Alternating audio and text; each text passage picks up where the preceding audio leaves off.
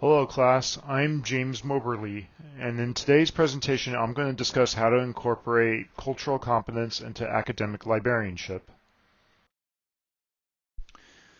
Cultural competence can be incorporated into academic librarianship through meetings, discussions, and events. Early meetings, for example, can have diversity statements and action plans drafted in order to define scope and priorities. Next, statements can be reviewed from other libraries in order to brainstorm and discuss understanding of their views on diversity and inclusion. Next, a vision then can be shared for advancing diversity and inclusion at your library by focusing on 4 areas with 3 to 6 broad level action items. Another thing that can be done is to support and develop cultural competency for library staff by, say, starting a bi-weekly newsletter that focuses on diversity-related topics.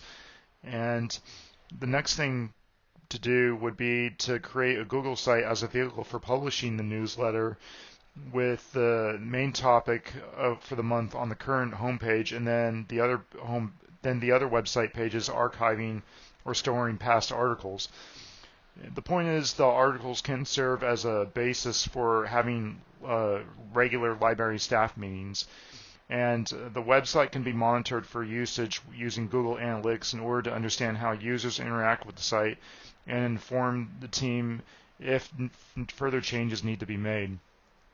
Now, on top of the discussions, brainstorming of various other topics that are of interest or relevant to diversity can be also discussed. Articles can have introductions to the subject with visuals, definitions, personal stories, links to websites, videos, and other readings. If others have topics that you're open to, you can have a suggestion form on a web page, and say, let's say if someone wanted to talk about social anxiety, for example, they could suggest that, or they can share a personal story if they want to. Other topics, you can reach out to others for insight on campus. Like, let's say if you wanted to talk about rape, you can reach out to the director of Women's Resource Center to have her speak on the topic, or whoever else is in charge. The next thing for incorporating cultural competence in academic librarianship is through events, like, say, developing programs that promote inclusiveness, sensitivity, by, say, for example, having a panel of speakers tell stories with a host that moderates. And you can offer extra credit to students as an incentive to attend. Another type of event you can do is, say, a reading event across the region that's planned by the library marketing team, where you take a book and you discuss the issues surrounding the topic of the book with the panel as the source of doing the discussion. So this is one of the ways that you can incorporate cultural competence into academic librarianship. Cultural competence / intelligence can also be incorporated into academic librarianship through PEER, P-E-E-R, which stands for Prepare, Engage, Evaluate, and Reflect.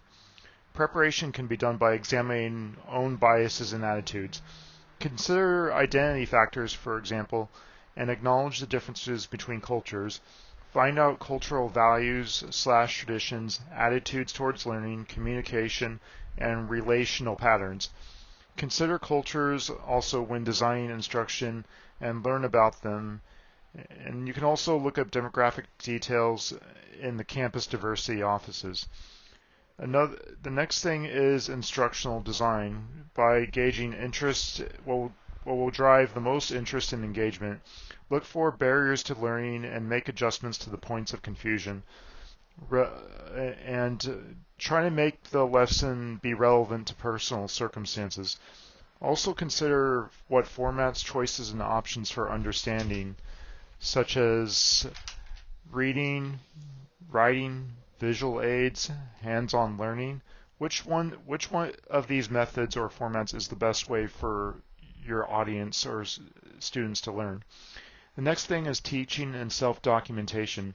Establish intent in order to help students reach their instructional goals. And then another thing is communal learning, but through peer teaching in order to help make students feel more invested in the material. You can also use scaffolding examples and concepts in order to make connections between prior knowledge and new information. Use clear communication by avoiding jargon. Also, log activities, behaviors, and observations afterwards in order to note failures and figure out whether or not actions met up with intention. Assessment and evaluation can be done afterward in order to ask questions like whether the students understood the lesson. Another thing to do is distribute rubrics with performance expectations in order to identify gaps in understanding. And then afterward, you can reshape your instructional methods and communication strategies. And then if more is still needed, then you can do a reflection and take in cultural considerations by asking like, do changes to the lesson planning encourage inclusive learning environments? Do they increase understanding? Again, this is another way to increase cultural competence in academic librarianship.